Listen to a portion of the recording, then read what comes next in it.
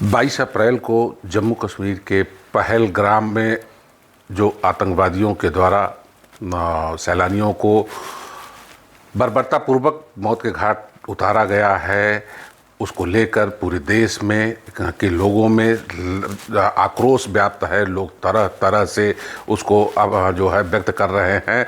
ऐसे में अमेठी जनपद में भगत सिंह यूथ ब्रिगेड चलाने वाले प्रभात पांडे नाम के व्यक्ति हैं, जिन्होंने अपना जो है आक्रोश क्रोध वह एक पत्र लिखकर जो है उन्होंने व्यक्त किया है और पत्र के माध्यम से वह पत्र जो है भारत सरकार को वह भेजेंगे।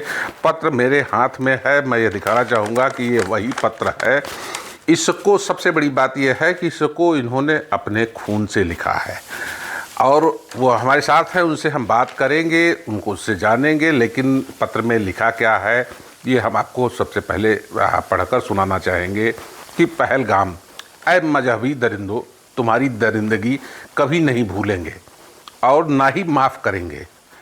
आतंकवाद की कोख को बांझ करके तुम्हें तुम्हारी नापाक कब्र से निकाल कर तुम्हारे वहशीपन की वह सज़ा देंगे कि आने वाली पीढ़ियाँ याद करेंगी।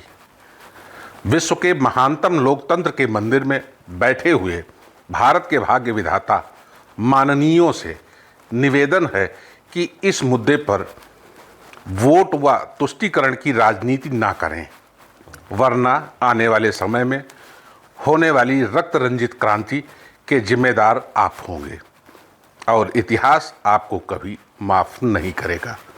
प्रभात पांडे, आज़ाद, एक भारतीय। जय हिंद।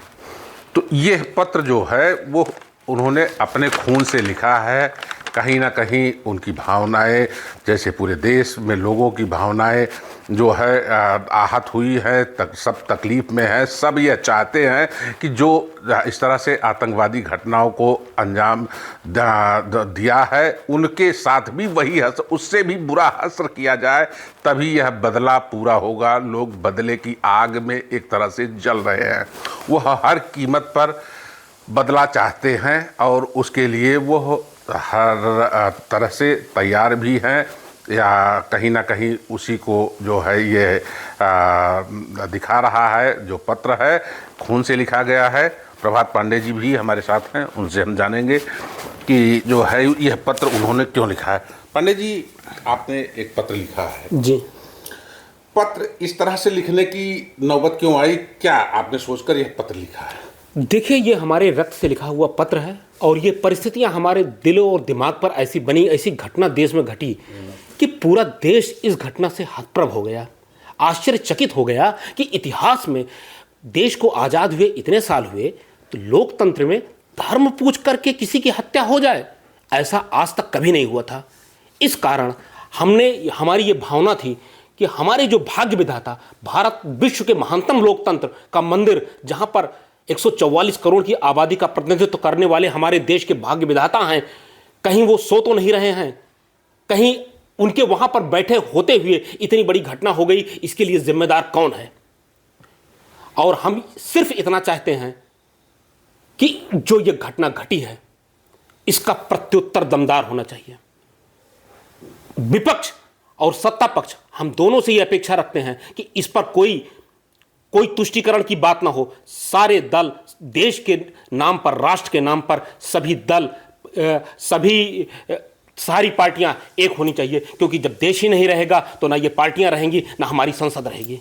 इसलिए हम उन माननीय नेताओं से भी अपेक्षा रखते हैं कि इस मामले में तुष्टीकरण की राजनीति बिल्कुल ना करें। और कोई नेता या कोई भी पक्ष ये कह रहा हो कि अगर युद्ध होगा तो जीडीपी का प्रतिशत गिर जाएगा, अर्थव्यवस्था टूट जाएगी, तो देश का हर एक नागरिक, हम उस देश के वासी हैं, यहां पर आत्मसम्मान को बचाने के लिए राणा प्रताप ने घास की रोटियां खाई हैं। हम उस देश के हम लोग वंशज हैं, तो हम जीडीपी नष्ट हो जाए, अर्थव्यवस्था नष्ट हो जाए, हम पाषाण युग में चले जाएं, हमें स्वीकार है। लेकिन इस तरह की घटनाएं अब हमें स्वीकार नहीं है। हमें इजराइल से इस बात को सीख लेनी पड़ेगी। एक बार इजराइल के 2 खिलाड़ी हमास के आतंकवादियों ने विदेश में जाकर के मारा था। इजराइल ने विदिन 30 डेज, 30 दिनों के अंदर उन आतंकवादियों को उनके देश में खोज के मारा था और वहां के राष्ट्रपति ने एक स्टेटमेंट जारी किया था कि दुनिया के किसी भी कोने में इजराइल के किसी भी नागरिक का वध किया जाता है या त्रस्त किया जाता है तो इजराइल इसका पूरा बदला लेगा, और इजराइल के इस काम में इजराइल चाहे स्वयं नष्ट हो जाए अथवा उसे पूरी दुनिया को नष्ट कर देना पड़े। यह होती है राष्ट्र की राष्ट्रीयता, यह सीख हमें लेनी पड़ेगी। क्योंकि इजराइल चारों तरफ तो दुश्मनों से घिरा हुआ है और हमारे यहां की स्थिति हुई है कि हम दुश्मन हमारे घर के अंदर घुसे हुए हैं। ये हमारे सामने स्थितियां और बिगड़ी हुई हैं। इसलिए हमें सतर्क होकर के सभी राष्ट्रहित को सर्वोपरि मानते हुए यह कदम जरूर उठाना है।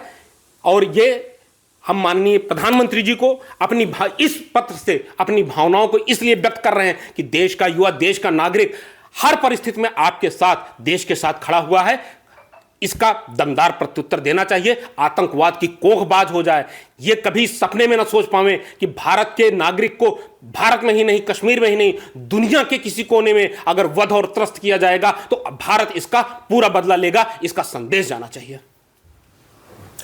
आपसे बात करेंगे राजनीति पर भी, जो राजनीतिक आपने बात करी है, लेकिन सबसे पहले हम ये जानना चाहेंगे कि इस पत्र को आपने किसी को संबोधित नहीं किया है, ऐसा क्यों? और इसको आप कहाँ भेजेंगे? जब संबोधित नहीं है तो कहाँ पर भेजेंगे?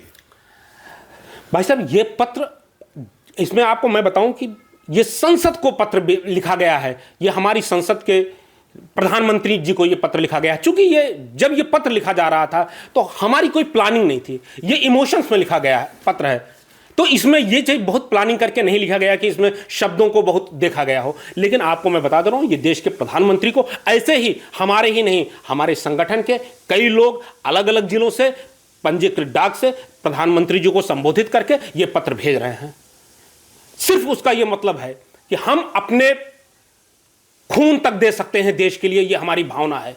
और ये हमारी ही भावना नहीं, इस यहां के बच्चे की, देश के हर एक नागरिक, 144 करोड़ की मैं बात कर रहा हूं कि 144 करोड़ के नागरिकों की ये भावना है कि इसका बदला लेना है, हमें इसका प्रत्युत्तर देना है।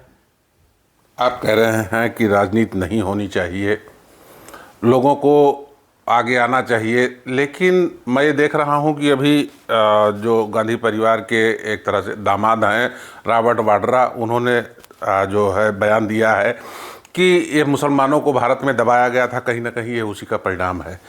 क्या ऐसा जो है कि मुसलमानों को दबाया गया था, उसी का परिणाम है? ये कैसे देखते हैं? देखिए, दरअसल ये मैंने क्या बताया कि ये महानतम लोकतंत्र है, यहाँ पे सबको अभिव्यक्त की आज़ादी है।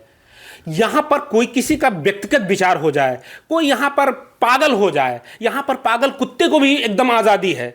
ये हमारे देश की स्थिति ऐसी है, इसमें हम किसी के ऊपर कोई टिप्पणी नहीं करेंगे। ये उनका व्यक्तिगत विचार हो जाए। यहां पर आपको ये बताएं, यहीं पे एपीजे अब्दुल कलाम को हमने पूजा है, वीर अब्दुल हमीद को हमने पूजा है। हमने मुसलमानों का विरोध करने की बात ही कुछ नहीं कही। लेकिन कोई मानसिक बीमार आदमी है तो उसको इलाज की जरूरत है, उसमें इस मुद्दे पर उसको लाने की जरूरत नहीं है। ऐसे मुद्दे में उनके वक्तव्य का कोई मतलब नहीं है। क्या अभिव्यक्ति की आज़ादी इतनी होनी चाहिए कि जो है देश को पीछे छोड़ दे? संविधान में जब ये हमारा राइट टू एक्सप्रेशन दिया गया तो इसकी बड़ी पवित्र भावना थी। हमारे फंडामेंटल राइट्स जो हमें दिए डॉक्टर अंबेडकर साहब ने, जो हमें ये फंडामेंटल राइट्स जो हमने अमेरिका के कॉन्स्टिट्यूशन से लिया, उसका उद्देश्य बहुत पवित्र था। लेकिन हमारे ये नीति नियंता, हमारे जो ये अब क्या कहें उनके लिए, अब इस मौके पे हम उनको कुछ कह नहीं सकते। हमारे संसद में बैठे हुए लोगों ने अपने निजी स्वार्थ, तुच्छ स्वार्थ के लिए इन्होंने इसमें इतनी गंदगी ला करके भर दी कि इसका पवित्रतम उद्देश्य वो समाप्त होता जा रहा है। और ये एक देश के लिए बिल्कुल कतई अच्छा नहीं है। ऐसे में जो है आप भी भगत सिंह यूथ ग्रुप चलाते हैं, यूथ ब्रिगेड चलाते हैं, ये या भगत सिंह यूथ ब्रिगेड का क्या मतलब है? इससे जो है लोग कैसे जो है आप सेवा की बात करते हैं, कैसे सेवा जो है देश की करते हैं? देखिए, दरअसल हमारा जो संगठन है इसमें हम लोग फाइनेंशियल फ्रीडम की बात करते हैं कि देश राजनीतिक रूप से तो 15 अगस्त 1947 को आज़ाद हुआ। 15 अगस्त 1947 के पहले की जो स्थिति थी कि उसमें केवल यह था कि हमें वोटिंग राइट नहीं था, उसके बाद हमें वोटिंग राइट मिल गया। हमें राजनीतिक आजादी तो मिली लेकिन हमें आर्थिक आजादी नहीं मिली। मतलब देश के इतने साल बीत गए, गरीबी, भूखमरी, अब जाकर के हम कुछ कंट्रोल हुए, हमसे बाद में जो देश आज़ाद हुए हमें ये उदाहरण दिया जाने लगा कि हम पर इतने साल शासन हुआ। आपसे बाद में सिंगापुर आज़ाद हुआ, आपसे बाद में चाइना आज़ाद हुआ, जापान ने 2-2 परमाणु बम के हमले झेले, लेकिन उनका डेवलपमेंट देखिए, आपका डेवलपमेंट देखिए। हाँ, किसी एक पार्टी का शासन रहा इतने दिन तक। कंपैरिजन कीजिए, विकास हुआ। हम नहीं कहते कि विकास नहीं हुआ, इस बात को हम नहीं कह सकते कि विकास तो हुआ, लेकिन आप देखिए आपके पड़ोस में दुनिया के लोग कहां से कहां छलांग मार के चले गए और हम अभी वहीं पर घूम रहे हैं। तो ये थे प्रभात पांडे जी, जिन्होंने साफ तौर पर बताया कि जो भी चीज़ें हुई हैं वो कहीं ना कहीं उससे उनके मन में पीड़ा थी और उस पीड़ा को उन्होंने अपने खून के पत्र लिखकर प्रधानमंत्री को वह भेजने जा रहे हैं। और यही नहीं, उनके संगठन के तमाम लोग तमाम जिलों से ऐसा करेंगे, जिससे कि यह जो हर तरह से उनका ये है कि कोई भी हमारी जीडीपी नष्ट हो रही है, जो भी चीज़ें हैं, हम हर प्रत्येक स्थिति को झेलने के लिए तैयार हैं, लेकिन इस तरह के आतंकवाद का सफाया होना अत्यंत जरूरी है। किसी भी परिस्थिति में सरकार को इस जो है कठोर निर्णय लेना होगा, और जितना भी कठोर निर्णय सरकार लेगी उसके साथ में हम लोग कदम से कदम मिलाकर खड़े हैं, जिससे आतंकवाद का समूल नाश किया जा सके।